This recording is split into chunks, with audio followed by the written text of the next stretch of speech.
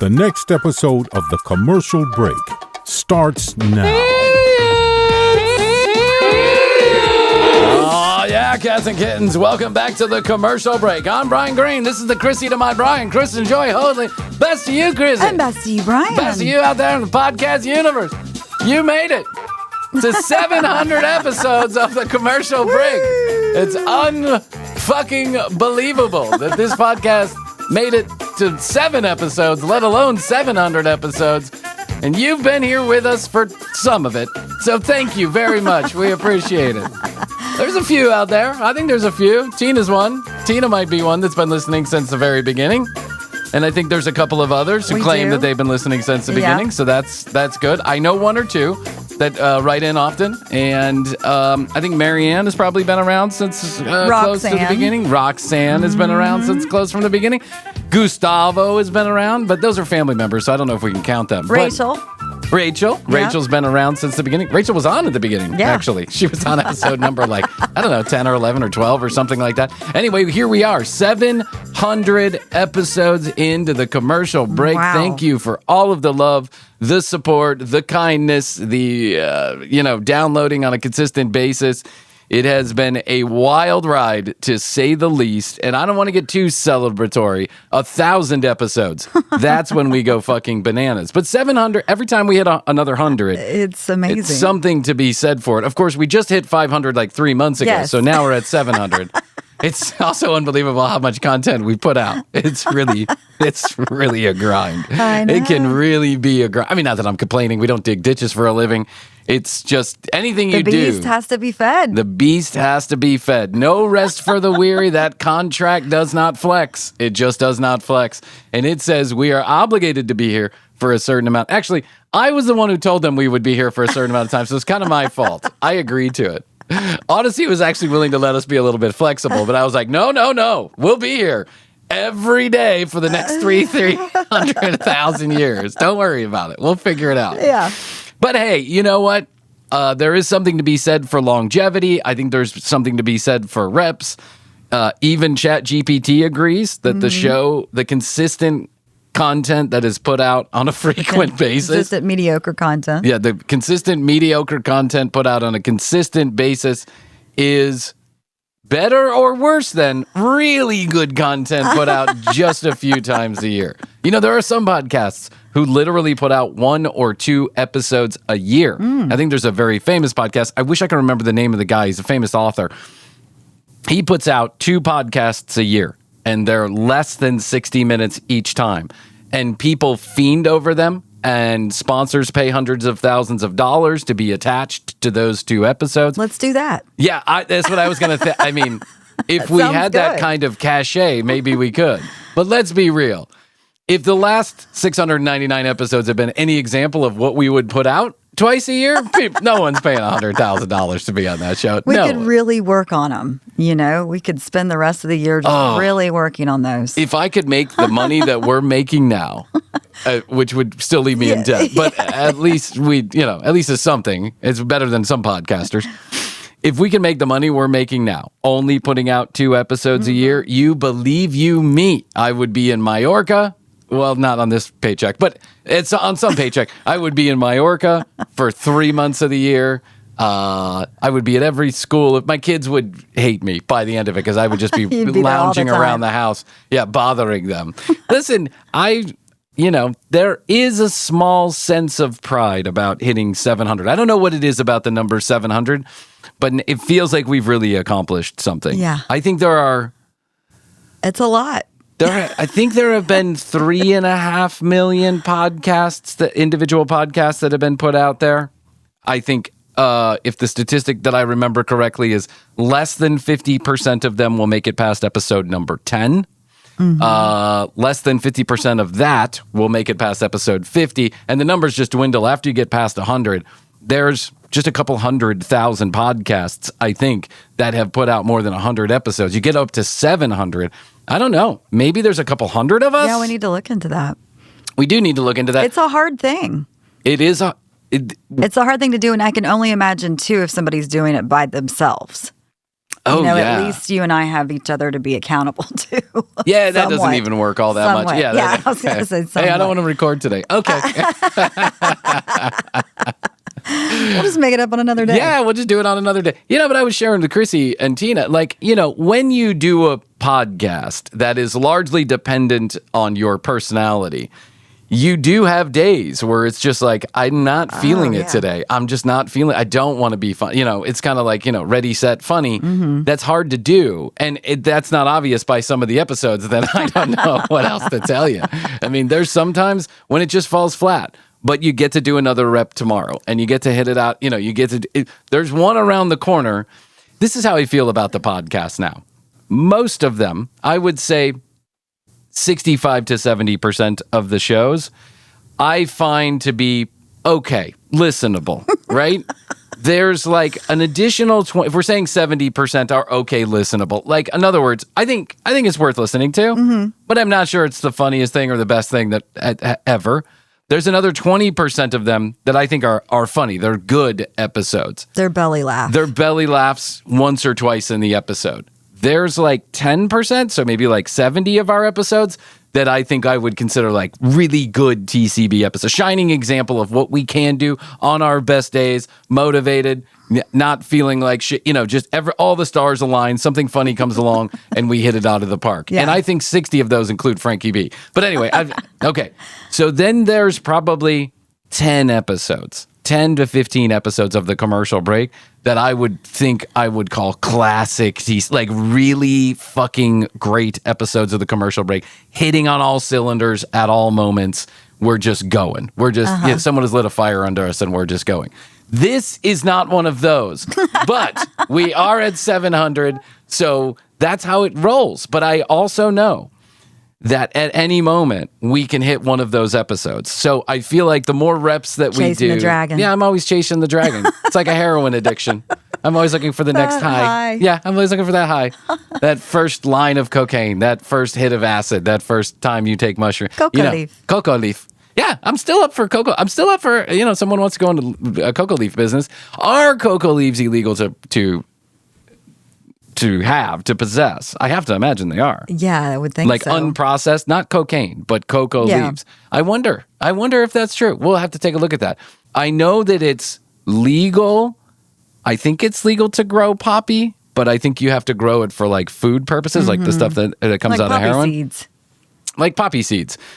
So I think you can grow the poppy seeds, but only if you use them for tea. Speaking of poppy seeds, just on a totally different note, did you know that a lot of people buy poppy seeds in bulk and then make tea out of it to get high? Isn't that weird? Yeah. That seems like a lot of effort. I know. I don't like effort in getting high. Like, I want Dee to show up at the front door. Yeah, I didn't even like leaving my house to get the drugs. Like, I had someone come to me, and I paid extra for that. A lot extra for shitty drugs that came, to my house. But anyway, I digress.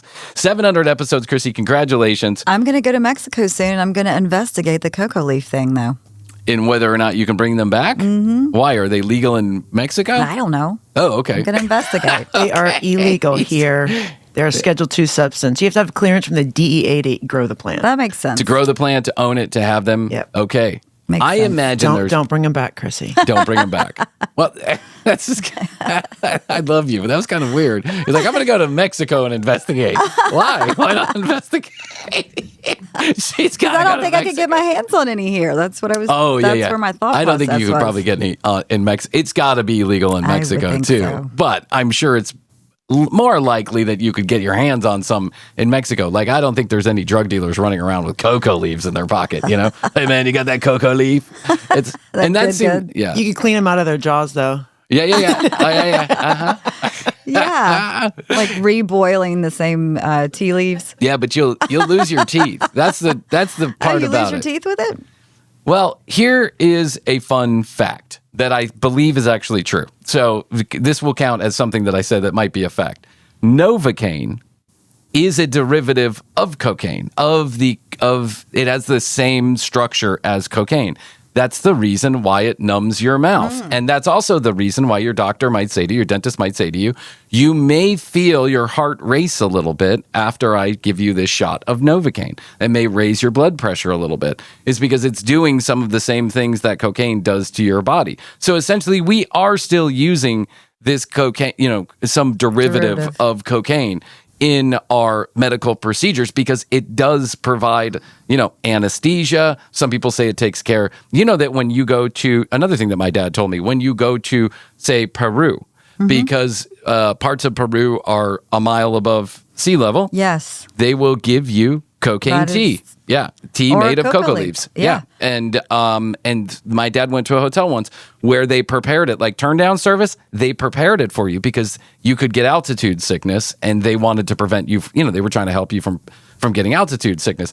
I don't want that before my turn down service because I'm never turning down. You know what I'm saying? I'm turning right up. That's turn up service. Turn up for what? But it's a product that's used throughout anyway, whatever. I think apparently at Machu Picchu, they give it to you or used to give it to you on your ascent up. Oh.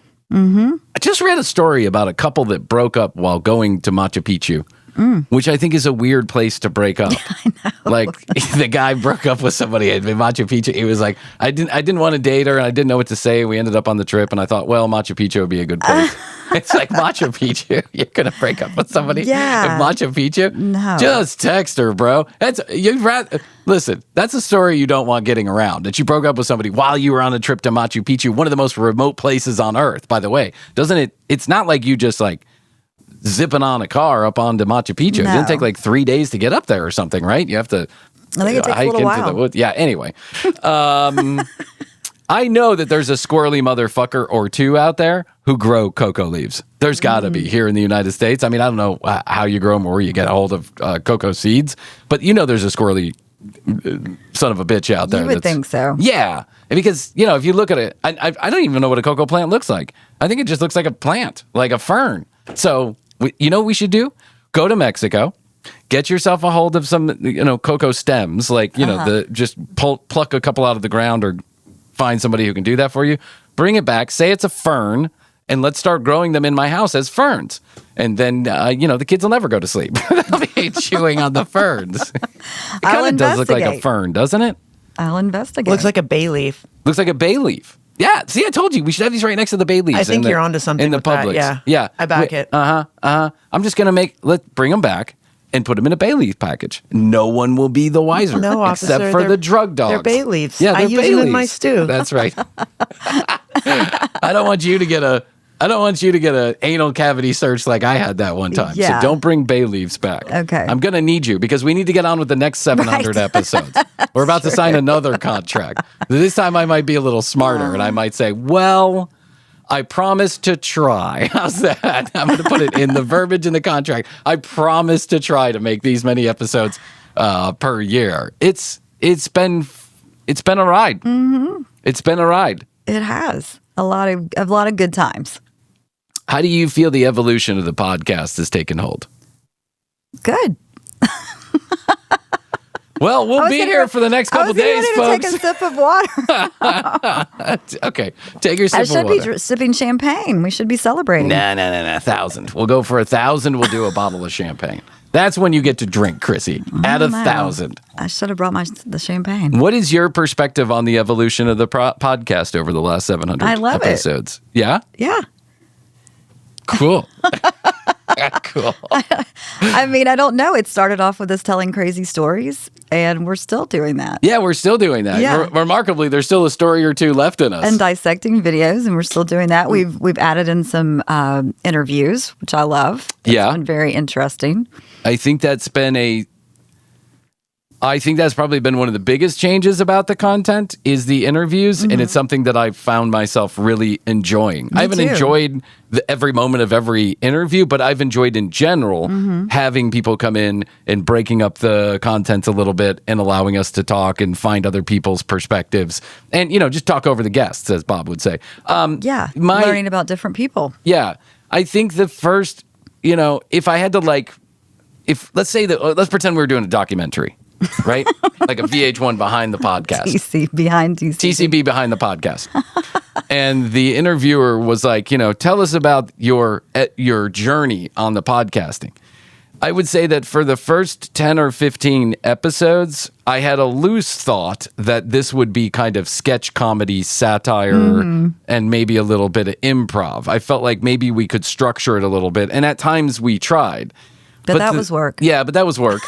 It was work, and it felt constricting. And I don't feel that I found the funny in, like, when I was doing the bits. I remember that. For the first 20 or 30 episodes. That was fun because I got to manufacture that out of whole cloth, but it took a lot of time, and I had to write everything down, and I had to practice, and then I had to do it over again. It took hours to create those things, sometimes days to create those things.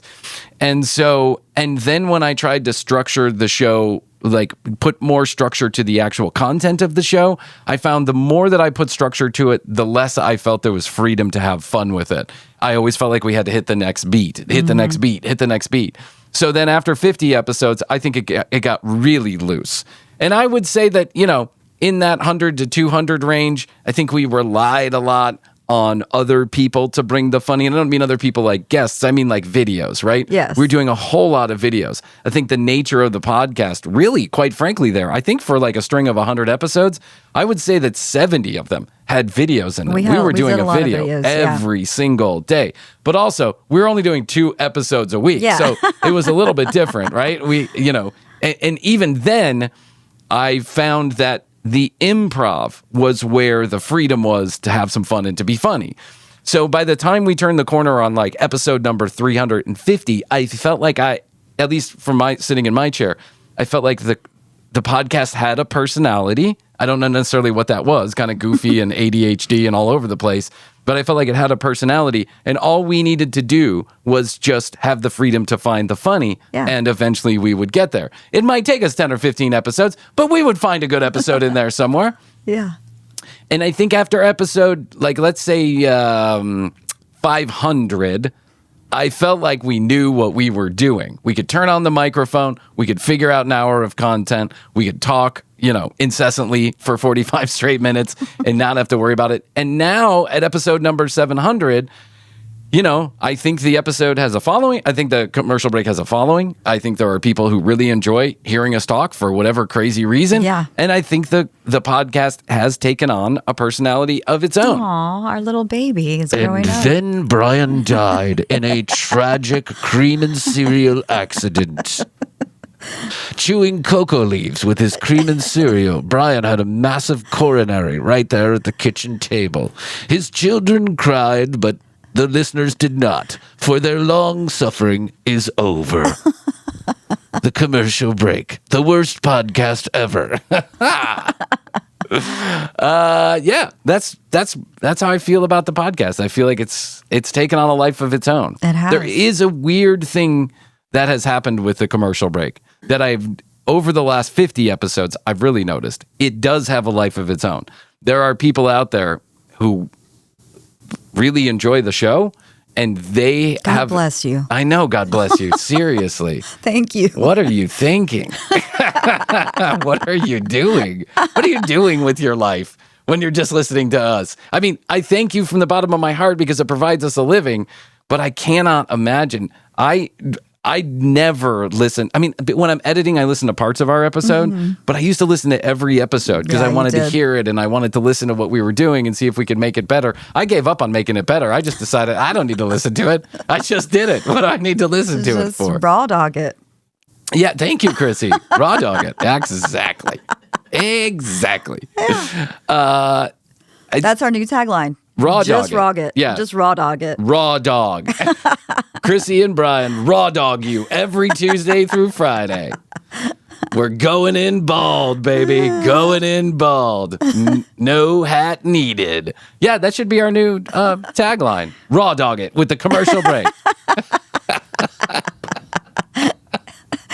Yes, I like it. Those have changed. The commercial break. We jizz on it. Our taglines have certainly changed. Oh, God. We have a tagline every 50 episodes. We find something different It's not to say. for everyone. It's not for everyone. Mediocre Yeah. podcast. Wow. Thank God we don't do that anymore. I'd have to add we raw dog it to the end of that. Welcome back to That's another just the whole episode first of segment. this, the commercial break. Hey, it's not for everybody, but at least it's free. Fact, news, or fiction, 15 minutes or less, or your money back. Go to tcbpodcast.com to collect your earnings. TCB, we raw dog it. Raw dog it with the commercial break. Bryan and Krissy. The intro would just be the whole first segment. Oh, yeah, it was. Well, that was also a way to kill minutes. I mean, I think we were doing 3 minutes of intro for about 180 episodes there. Bryan was just blabbering on. You know, if you know, you know. IKNYKDY. No, you know. Oh, my God. I was on Instagram the other day, and the worst offender of IKNYKYDY, or whatever that is, if you know, you know, the worst offender literally put it 4 stories in a row. whatever that is. If you know, you know. If you know, you know. If you know, you know. If you know, you know. Showing an inside of a random bar or restaurant on every photo. And it's like, well, I don't know because not everybody lives in your fucking town. So why don't you let us know so that way we're in on the joke also? This must be the coolest place on earth. If you know, you know, it are the only people that know. Mm-hmm. Like, I'd like to know too. Can you let me in? Doesn't have the name of the place. Doesn't say why they're there. Doesn't give any information about why or why not. It's cool or not. It's like, it's so dumb. And then Astrid puts it on our Instagram post just to piss me off. Yes, she does. Astrid, you're fired. After 700 episodes, Astrid's fired. All right, let's take a break. We'll be back celebrating 700 with 700. I'll explain after this break. Yeah, we're doing a little math here in the studio. So 3.5 to 4 million podcasts that have ever been, since it started 2009, 2010. Only, Tina did some research, only 2.5% of those have made it past episode 300, right, which wow. in the most liberal of math probably puts somewhere in the neighborhood of 8,000 that have been over 300. There's no specific stats on over 300, so it doesn't. They're not really tracking that. But you have to imagine that if you double that, at least half of those are out. At least half of those are out the door, and then you add some more. I would say we're probably one of a couple thousand that have gotten to episode number 700. And if we get to 1,000. Which if we're here and we're kicking and the fans are still listening to us, the listener, I hate saying that word. If the listeners are still here, then we will, I think, in the upper echelon. We will win just because we did it for this long. Right. Do you know what I'm saying? I mean, at some point, Joe Rogan just became famous because he was 7,000 episodes in. Yeah. And people were like, there's so much of Joe Rogan that how can I ignore it? Do you know what I'm saying? Uh-huh. We will win just by staying steady, staying the course. Mediocre all the way. Doesn't matter. The only 15 episodes are good. We're going to keep on going. We'll add a 16th by episode 1,000. I promise. When we get to episode 1,000, at least 0.15% of our episodes will be ones you want to listen to. Also, I wanted to say this, and I didn't. I kind of got lost in my thought, which happens often here. The podcast has taken a life of its own, and for the listeners who, at least the ones that interact with us, it's interesting to see what the podcast means to them, how it affects them in their daily life, how when they listen, they get a giggle, or it helps them through their workday, or it's helping them through a divorce, or whatever the situation may be. The stories are endless. But that, to me, feels like, I don't feel like we're saving little kittens from trees, but we're doing something. Yes, no, we're doing something. I can appreciate that. Bryan's ranting all the time about something or other. Bryan's getting more miserable in his old age, and you're listening. Okay. I guess we're all going to get cranky together. Let's do that. 700 episodes. Krissy, there's only one other content creator that I can think of where the number 700 really means something. And that's, of course, the 700 Club. Yes. The venerable morning show that is bought and paid for on your local CBS, NBC, your own personal Jesus. CW, your own personal Jesus. That's a good one. That's a good way to put it. It's your own personal Jesus. It's the televangelists that have enough money to take over an hour of morning television every day. And it's not because the network wants that content. It's because they pay for that airtime. The 700 Club, of course, is headed up, or was headed up, I think now his son does it, by the Robertson family, Pat Robertson and his whole Pat Robertson ministry bullshit. He's one of the few televangelists from the 80s that kind of survived the downfall of all the 80s televangelists who were in some way, shape, or form absconding with cash. So I guess you give him a little bit of credit there. But Pat Robertson has got to be one of the biggest idiots that ever lived in this entire world. He's dead now, and I'm not going to dance on somebody's grave, but I don't miss him. because he was a bigot, a racist, an interpreter of the Bible in any which way he saw fit to twist the words to make sure that it fit his narrative. And his narrative was always crooked. It was always wrong. It was always weird. And Pat Robertson was an old kook, if you ask me. He was just a weirdo. An old kook. He was an old kook. I mean, he was. Yeah. He was an old coot. Somebody said to me the other day, they go, he's an old coot. And I go, what's a coot? He goes, I don't know. It's a crazy person. I said, oh, okay. I call him a kook, not a coot. But anyway, he's an old kook. The guy was just a Looney Tune, and he had been for years. And the older he got, the more strange he got. Him and that Kenneth Copeland, they're both just got old and got crazier than they ever have been. And it's just amazing to me the way that he takes scripture and he interprets it. He one time told a man wrote in and asked if he should divorce his wife, who had Alzheimer's because he didn't recognize her anymore. And Pat said, yes, if she was still in her right mind, she would agree that you needed to go on and find a wife who could, fulfill her wifely duties. And unfortunately, the time was up for whatever. I mean, just a crazy, AIDS had caused, I don't know, the tsunami, and the hurricane was coming for Florida because that's where the gay people live. I mean, the guy was just all over the place. Terrible human being. But there is comedy in some of these situations, as we've found over our 700 episodes. I waited respectfully at least a year or two after Pat Robertson died. But now I think it's fair game. I think it's probably fair game the day after he died. But you know what? Here we are. The CBN Network, the 700 Club. Let's review one of my favorite segments with Pat, which was when Pat took phone calls and answered questions. You ready? Yes, I was trolling on the internet. As you do. As I do like to do. Here's some 700 Club. Oh, there we go. On life's biggest issues, such as, why does God heal some and not others? How can you love a toxic family member? Do pets go to heaven? Has the Ark of the Covenant been found? Yes, it has. The Ark of the Covenant. Indiana Jones number 4. It was found. Actually, the first Indiana Jones Ark of the Covenant was found. What about Noah's Ark? And more. Your questions take center stage. Look at this stock photography. This guy on the phone very concerned about whether or not the Ark of the Covenant has been found. Hey, Jim, it's me, Bob. Hey, did they find the Ark of the Covenant? I got a meeting later on today. I need the answer. All show long on today's 700 Club. Showing young people on the telephone, hey, what up, flippity flop, jizzity jizz, I'm on fleek. Did they find the Ark of the Covenant yet?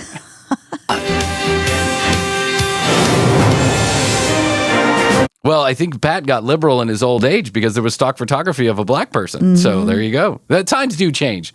Old coots get a little less cootie in their old age. You know what I'm saying? Or coots. Welcome, folks. It's wonderful. Oh, look, he's back. Tales from the Crypt.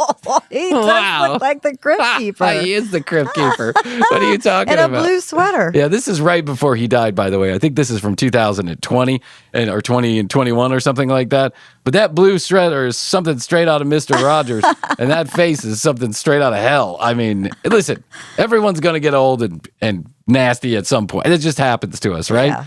Yeah. Could have happened to a nicer person, let's put it that way. Be back with you at this particular place and to talk today about your questions and hopefully some honest answers. And hopefully my chin don't fall off. Or his jaw. Hopefully my jaw don't separate from my face. You called from all over America and you left your voicemail questions. Today we're going to hear your voices on the air, and I will do my best to answer. I'll do my best to offend as many people as possible so I can make the news tomorrow. That's what he did. He'd like to make the news, Krissy. And it really is true how the ears get bigger. The ears got huge. Have you not noticed Brian's ears are getting big? Because he's a sinner, Krissy. A sinner. Wendy's here with us, the lovely lady, and she's got tits I enjoy. Just back from the Ukraine. She's been in the war zone. Oh, so many killings and murders going on. Oh. It wasn't the same without you, because you and I were in the war zone in Israel one time. Right.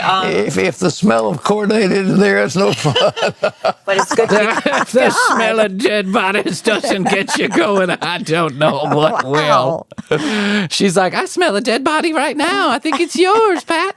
Back. Great to have Pat with us today. And we've got a question. We're going to start with Patricia. She's from Hawthorne, California. Go ahead. My question is, can people get saved when they're on their deathbed and go to heaven? Because I'm confused there, because in that case, we could all just sin our whole lives and then just get saved when we're ready to die. Could you please clear up that? Well, that's what I'm hoping for, Catherine. She's like, damn it, I wanted to sin all of this my life, but I didn't. She's like, my husband is a fucknut, and he's been sinning his entire life and now claims he wants to be saved. Can you please explain why he's going to go to hell? Confusion for me. Thank you, Pat. Clear up the confusion for me. Like Pat knows. Like anybody knows. Yeah. Well, the thing of it is, you never know when you're going to die. So if you decide you want to spend your life sinning, death may come sooner than you thought. But you remember the thief on the cross, he said to Jesus, he said, remember me, Lord, when you come into your kingdom. And Jesus said, this day you will be with me in paradise. So the answer... Woohoo! We can all go crazy. Woo! Yeah, I love it. But remember, you never know when you're going to die. He didn't say, and have you said the sinner's prayer? Do you go to church? Have you done this? He said, this day, because it was a confession of faith in Christ. And yes, you can make it on your deathbed, but I wouldn't presume on saying, well, I'll sin boldly that grace may abound. You know, you don't even... I wouldn't presume. Grace Mel, Bobby Brown, and Bobby Brown and Whitney Houston, I wouldn't presume. Does that answer your question? What did he just fucking say? I don't know. Bobby Brown and Whitney Houston? That's what I heard. Think of that. Yeah, good advice. All right. Great advice. Great advice on the Bobby Brown there, Pat. She has to say that. She's so beholden to him. Thanks, Pat. Phyllis from Cincinnati, Ohio, has this question for Pat. I was calling to ask a question about retirement savings and investing. A Christian Oh, my God. perspective on that. And is that important, or are we being too worldly when we think that way? Oh, God forbid we'd be too worldly, Phyllis from Cincinnati. I don't think there's anything, of course, worldly. I think we're all supposed to manage our affairs properly, and I think we should... give to the church and tithe and buy another airplane and put me in these pretty blue sweaters and get me Viagra and a pretty co-host and wheel me around from strip club to strip club when no one's looking. Oh, my teeth fell out. Invest for their retirement. There's nothing in the world wrong with that. You know, I believe it sounds like Daffy Duck. in the stock market. I believe in investing. And I think that we should be intelligent with our hand. You are one of the richest Christian preachers that has ever lived. Of course you believe investing in you, tithing to the church to make you and your family personally wealthy without taxation. Congratulations, Pat. You have pulled off one of the biggest con jobs in television history. Our money, you know, we're stewards, and we're stewards of our life. We're stewards of what we do, and we're stewards of who we are. So you are a steward, and I'm not. I'm a Phyllis, not a steward. Remember, Jesus said, "Well, you render to Caesar what's Caesar. You render to God what's God's." When you buy Little Caesars and Little Caesars, then you get pizza with God. Chrissy, just remember those words. You paused it on right where his tongue is sticking out. Excuse me. My lips are dry. Give Uncle Pat a kiss, Chrissy. No. Give Uncle Pat a kiss on his penis. Don't let me picture that. Do you remember when Pat was a younger man and he had the nipples of a bodybuilder? I'll show you. Well, I mean, for example, giving, you've got to have some money to give. The more you get, the more you can give away. The more you get, the more you can give Uncle Pat for his kisses on his penis. And that's what I think. And I think God says, look, if you prove me with tithes and offerings, you read Malachi, I'll open the windows of heaven and pour you such a blessing you can't. Open the windows with Malachi and pour the water out the blessings. Don't you see? Come here, give Uncle Pat another kiss on the lips. Let me get them. Let me moisten them for you. Don't mind the makeup. It'll come off later. contain? Well, what do you do with that blessing? Well, you can give more away. That's the way I think. Okay. That's right. He found a way to make it about. Oh, he totally did. He found a way to make it give more to about us. Yeah, give more to the church and less to your family. Hey, amen. An interesting question from a viewer in Norfolk, Virginia. Hello, Pat. I like to think that we live at a pretty good time in history. If you could choose any other time throughout history, when would you want to live? Oh, here we go. You know something? I think this is as good a time as we could possibly have had. Hey, by the way, I'm the richest I've ever been. Yeah. What, Pat? There's no problem with the time you're living here because you have done very well for yourself. I will say this about Pat, and take this for what it's worth, but I think it's important to point out. In 2020, Pat Robertson did correctly predict that Donald Trump would be, there would be attempted assassinations on his life twice. He predicted it would happen in 2020, but he predicted it would happen. Now, he was wrong about the year, but that when I heard that, I was like, wow.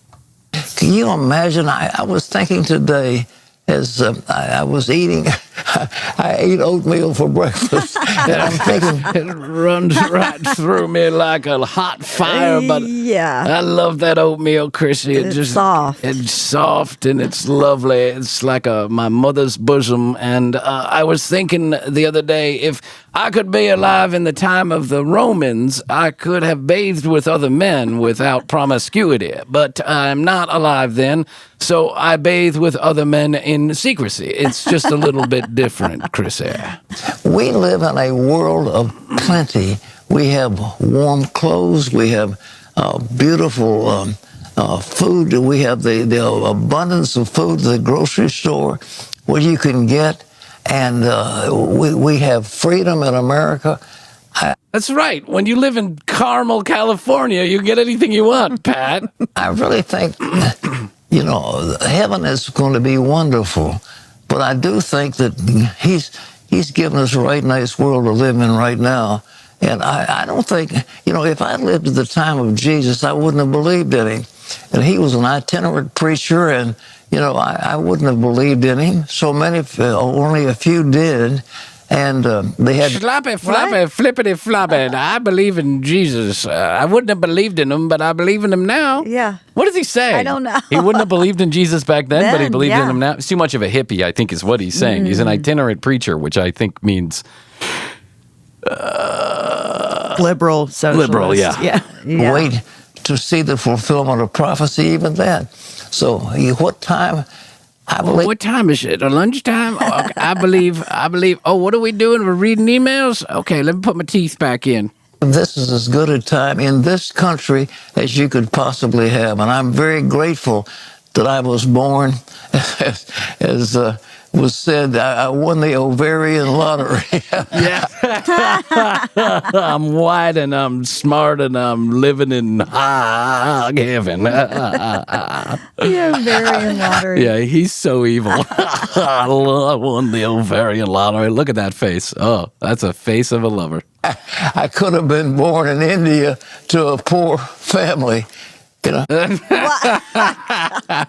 How highly offensive. I know. How highly offensive, Pat. You could have been born a different color and poor. You're right. You could have.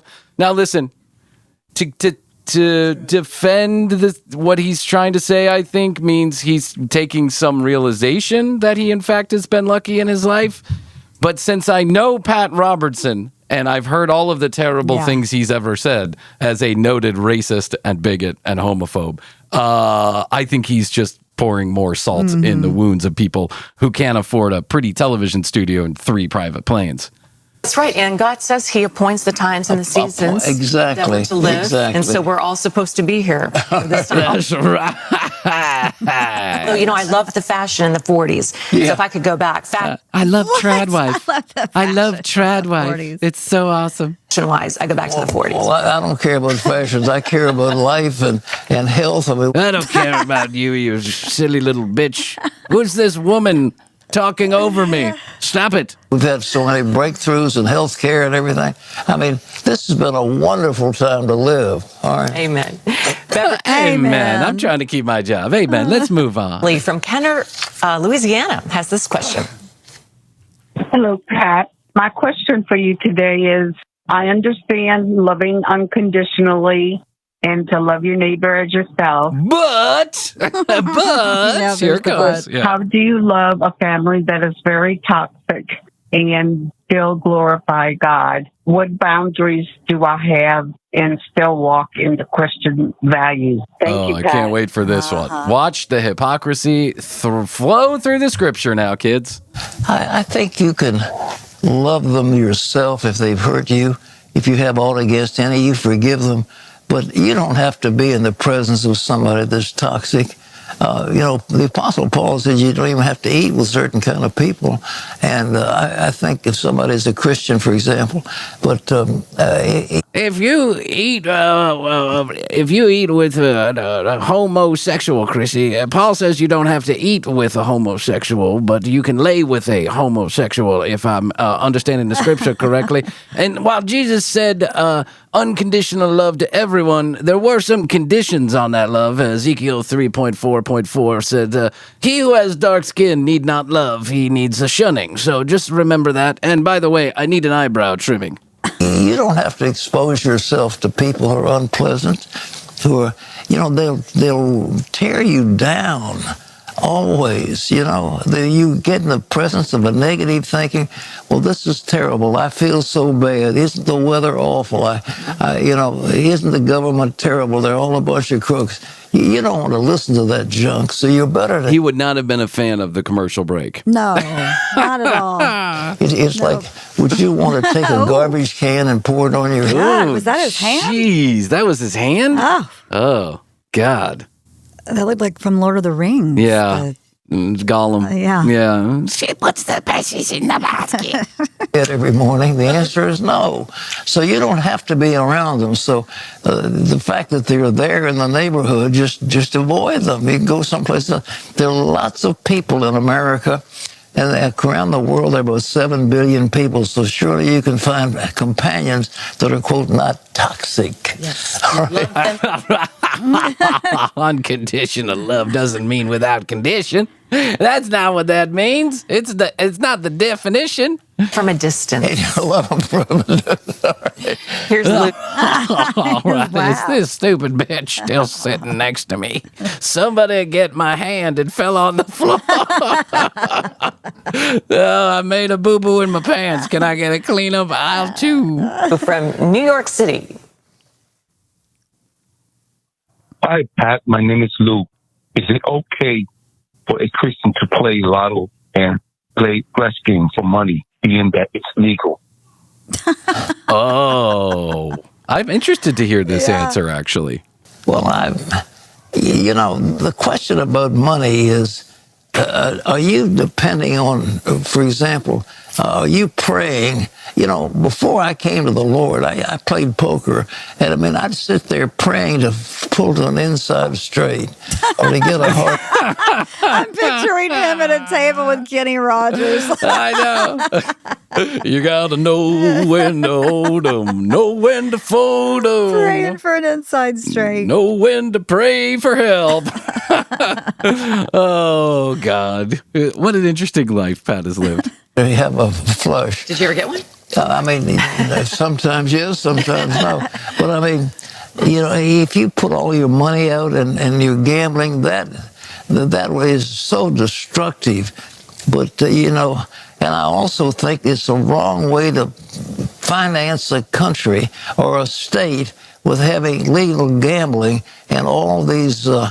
sending all the poor people to college and giving them meals before school and helping out with different things, this is and that's, Krissy. I just think that's a wrong way to finance things. What you need to do is ask people to send you money in an envelope for holy water that I basically got out of my sink. That is a more better way to go about things, Krissy. Rich quick scheme. What was that? What was that? I thought that was you. No, that wasn't. That wasn't me. Roll it back. Roll it back. Roll it. Take your finger. Roll it back. Hold on 1 second. Honestly, I want to hear this. Yeah, Hold on no, 1 second. What was that? Yeah, just swipe your finger backward just a little bit, like over to the left. There you go. Okay, one more time. Just swipe it over to the left. Okay, listen to this. Gambling and all these get rich quick schemes. That was not me. I did not do that. That was Pat Robertson farting. That's incredible. It sounded like a demon trying to escape. Oh my God. Oh, I got an unholy monster in my anus. Do that again. Turn that back. Go 3 swipes. 3 swipes. Let's lead up to it. I want to see what happens. Everybody looked at me. And I also think it's the wrong way to finance a country or a state with having legal gambling and all these get rich quick schemes. Oh my God. They caught that on the hot mic. Someone just let out an unholy wind. That was an unholy wind, my friends. Okay, I think that's a good place for a break. Everybody looked at me. I was like, that wasn't me. You. No. Oh my God, that was funny. That was good. Good job, praise Pat. God. All right, praise God. He dropped a bomb, I dropped my phone. There we go. All right, we'll take a break. We'll be back. Ooh, Rachel sounds good on those liners. Does. Yes, she does. She's a laugh a minute. All right, we're listening to Pat Robertson try and digest this oatmeal. We're trying to. Yeah, that might have been his stomach. Yeah, it was his oatmeal. I don't know what that was, but that was unholy. That's either someone like in the behind the scenes with a hot mic, or the lady just farted, or he just farted, and it just sounded terrible. I mean, terrible. All right, let's get back to Pat answering whether or not we should be playing Lotto. Scratch off. His answer so far, nonsensical. I think the best way to achieve money is little by increase, the law of use, the exponential curve. If you do that, there'll be plenty of money. The law of The use. law of curve, Krissy. The law of curves. I've been following them my entire life. The law of curve. What is that? What is the law of curve? Financial curve. But I think The law of use, the financial curve, little by little. Is that how you did it, Pat? Yeah. well, playing the games, I mean, if you want to take $5 and put it in a thing like that and don't worry about it, I mean, I can't say that's a sin. That's your business. But if you begin to pray and let that be the source of your income, it is such utter foolishness.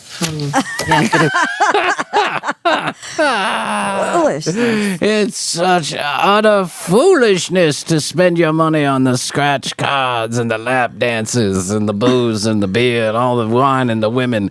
Send it to me and I'll do that on your behalf. Lynn from Clarion, Pennsylvania has this question for Pat. My name is Lynn, and I'm from rural Pennsylvania. We have a bunch of rural churches in our area that have anywhere from 15 to 100 people in their congregation, and it seems like people are not wanting to come into the church buildings. My question is, what are some ideas on how to take our church out into the community that you might have for us? Well, people don't want to come into the church building because they don't want to get sanctified in your fucking, in your hypocrite box. That's just what's going on. People are becoming less and less secular because they feel like religion is not very modern. It doesn't fit the modern idea of spirituality.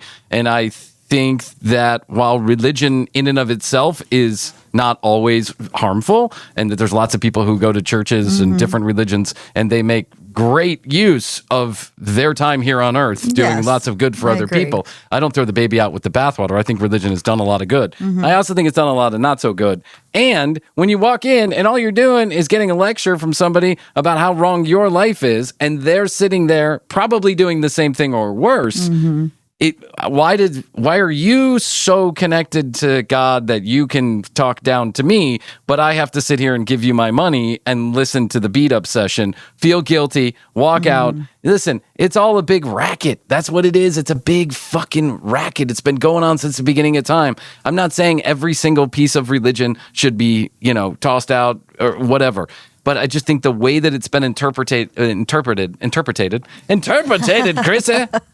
it's utter foolishness. Praise Jesus, brother. Praise Jesus and this oatmeal getting down my tummy.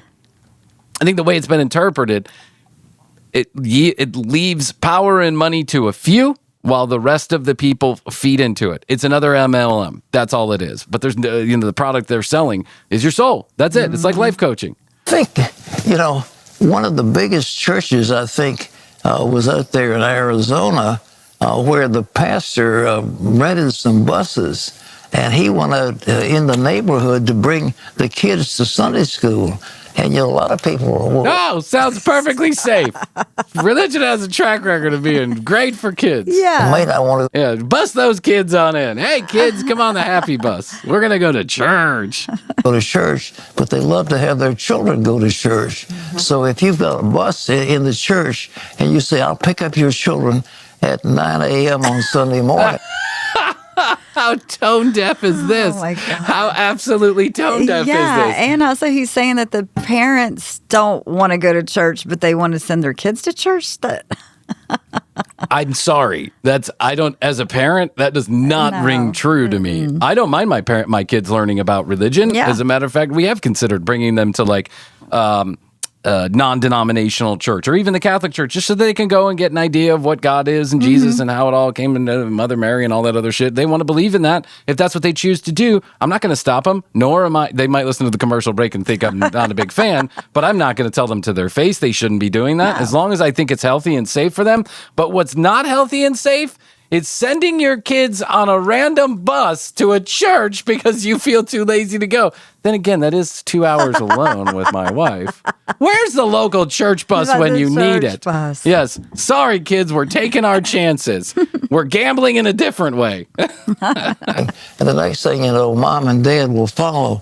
And I think that's how one pastor in Phoenix grew to one of the biggest churches in America by having a fleet of buses. I've got some old buses. I'm sure a little rural church in Pennsylvania that has 15 people going can afford a fleet of buses. Well, you don't need a bus, Krissy. That's right. Second off, the kids. No, the whole kid thing is weird. You get an old ice cream van and you paint it a dark color so the kids know you're coming, and then you slide open the door. Maybe you put a water bed in there so that the kids can have some fun, and you slide open the door and you say, come kids, come with me, come with Uncle Pat. Kiss his penis. Kiss me on the penis. They're out picking up people. That's very creative. Yeah. Well, it worked. It worked. You know what's creative is that lady's hairdo. That's what's creative. Tell me more on that. Okay. Okay, well, here's Cindy from Louisville, Kentucky. She's there to just keep him moving along. She is, yeah. My question is, concerning the Ark of the Covenant, do you think it's still out there? Will it ever be found? Or has it been lost forever? Thank you. And why, Cindy, are you thinking about this in Louisville, Kentucky? What are you thinking about? What are you? Have you been watching Indiana Jones? Thinking about things. Yeah. Well, she says, my question is considering the Ark of the Covenant. Yeah. Is that the question? We're considering the Ark of the Covenant? I don't get the beginning of the question, but do you think it's still out there? Will ever be found? Pertains to. Yes, the Ark my of the question has to do with, Yeah. pertains to, is about the Ark of the Covenant, not considering. But I get where you're going, Cindy. I'm just wondering exactly why you're going there. What made you wake up on this side of the bed this morning? It made Steven Spielberg a pretty good movie, In Search of the Missing Ark of the Covenant. I think it's long gone. I don't think there's any hidden ark, but it did make an interesting movie, and that's where you've got In Search of the Lost Ark. It sure was good. Oh, look, she goes, sure was a good movie. Good movie. Let's move on. Sinners. Okay, this question from a viewer in Flagstaff, Arizona. Yes, my question for Pat is on the second coming of the Lord. On the one side, the word says Jesus is coming back as a thief in the night. On the other side, Jesus is coming back and the whole world will see him when he descends from heaven onto the Mount of Olives. I'm a little confused. On the one hand, a thief. On the other hand, everybody will see him. Pat, could you explain the differences in the two statements I just mentioned? Again, what made you wake up on this side of that? I mean, people are really trusting Pat to have all answers of everything. People think Pat is onto something here, that he has some wisdom. Pat, life coach Pat, would you take Pat as a life coach? Me personally, no, but some people apparently put a lot of faith in his answers. Mm-hmm. So much, appreciate the show. I think the idea of a thief in the night means, you're sleeping and you're not paying attention, and all of a sudden this thief comes and you weren't expecting him. I think that's the concept, is that he's going to come at a time when we're not really awaiting him, and the world is not going to expect Jesus to come back again. But in terms when he does come, he will come with a shout of command, with the voice of the archangel, the trump of God. The trump of God, the dude is the ark of the gable, and the fields in the fable, and hickory dickory dock. She was sucking my cock. Listen, I don't really know. I'm almost dead, so I'm not too concerned about any of this right now. Did he just say Trump? He said Trump something. But it's going to be a big, big deal. It's not going to be quiet. It's going to be a big one. He will descend from heaven. Or trumpet. Oh, yeah. The trumpet. Yeah. The second coming of Christ. I mean. Please welcome Thief in the Night, Jesus Christ. All the way from the Mount of Olives, coming down from top of Mount Rushmore, the big guy himself, the one, the only, preaching on an empty dick, Jesus Christ. Let's get ready to mumble. My dick. With the trumpet of God. But the thief in the night idea is that it's going to be unexpected. Even for believers, will we have a sense of the time that Yes, we'll get a text message. There's a national alert system out for this kind of event, you see. Paul said it won't come upon you unawares, because we are expecting, we know the scriptures, and but the world doesn't know the scriptures. And so the world, in the days of Noah, they were spending their time with all kinds of marriage and giving in marriage and having parties and all the rest of it. Woohoo! Sounds like a Great Gatsby kind of time. You know what I'm saying, Krissy? Yeah. It sounds like you and Jeff over there in your little house. Are you Jesus? Partying it up. You're waiting for what are you waiting for? 2 camels and 2 giraffes and Jesus Christ on the mountain of the olives with little jalapenos and blue cheese in them? And then he said the flood came and swept them all away. That's the unexpected part of it. Gotcha. Interesting. Gotcha. Be careful. Gotcha. Yeah, gotcha. Totally understand. Thanks. All right, one more question for Pat before we wrap it up here. Judy from Chico, California has this question for Pat. Chico. My question is, who are the clouds of witnesses in the book of Hebrews? That's my question. Hope I can get an answer. Thank you so much. Wow, she sounds very serious. My question is, who are the clouds of witnesses in the Hebrews? That's my question. Answer it now.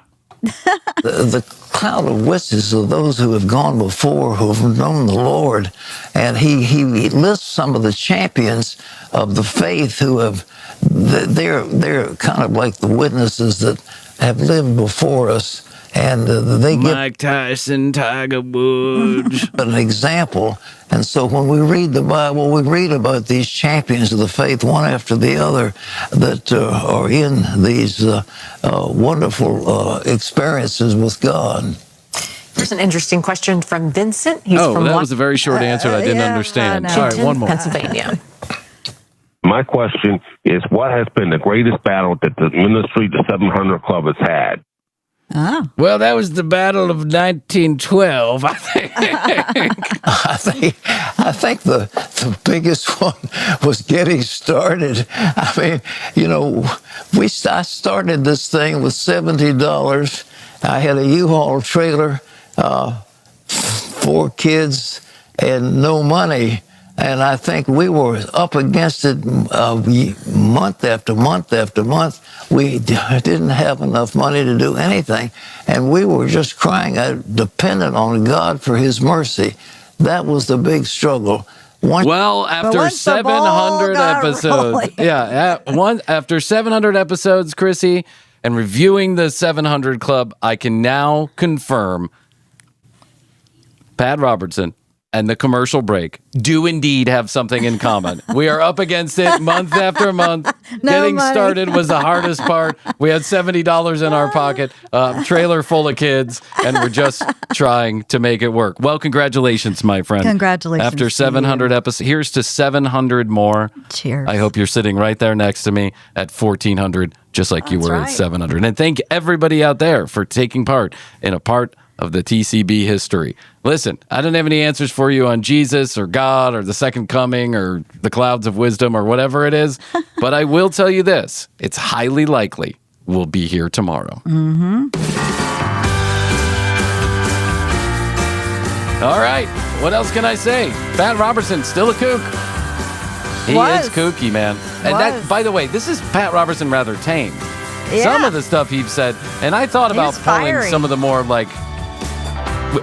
more fiery clips. Yeah. But I just didn't want to piss everybody in the entire audience off. I felt like it wouldn't be as funny if he was talking. No, he's funnier as a crypt keeper. Yeah, I agree.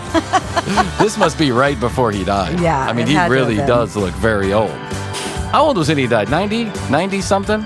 I mean, listen, if you're 90-something and still rolling in the TV studio and answering questions, I guess you got something to say for yourself, right? Yeah. All right. Okay.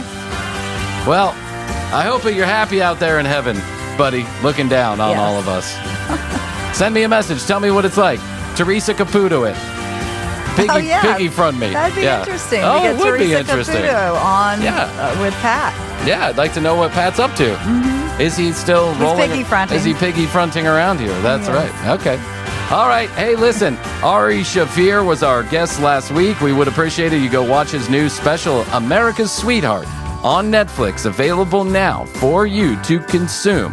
Ari was certainly one of the more interesting guests we've had in here. Interesting conversation. Go take a listen to that episode if you haven't heard it. Also, if you'd like to be on the commercial break, if you'd like to be on one of the next 700 episodes, do us a favor, leave us a message at 212-433-3TCB, 212-433-3822. I might use you to open up the next show. Leave me a short message. Be mindful of what you say and what name you use, because if I put it out there, I can't undo it. I won't undo it. You can also leave us a text message, questions, comments, concerns, content ideas. Send a text message and we'll get back to you. At the commercial break on Instagram, TCB Podcast on TikTok, if you care. TCBpodcast.com for all the audio, all the video, right there from one location. Also, your free TCB sticker. Hit the Contact Us button. Drop down menu, I want my free sticker. Give us your address and we'll send it off. And please, if you would, check out the new studio and all the episodes, youtube.com/The Commercial Break. Available the same day they air here. Okay, Krissy, that's all I can do for today. I think so. But I'll tell you that I love you. And I love you. I'll say best to you. Best to you. And best to you out there in the podcast universe. Until next time, we do say, we must say, Goodbye.